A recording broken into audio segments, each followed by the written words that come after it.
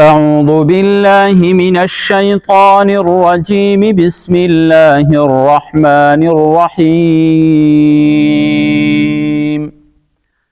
حرمت عليكم أمهاتكم وبناتكم وأخواتكم وعماتكم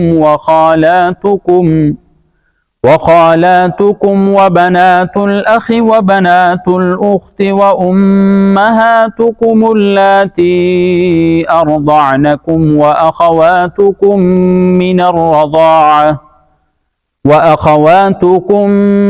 الرضاعة وأمهات نسائكم وربائبكم اللاتي في حجوركم من نسائكم اللاتي دخلتم بهن، فإن لم تكونوا دخلتم بهن فلا جناح عليكم، وحلائل أبنائكم الذين من أصلابكم وأن تجمعوا بين الأختين إلا ما قد سلف، إن الله كان غفورا رحيما.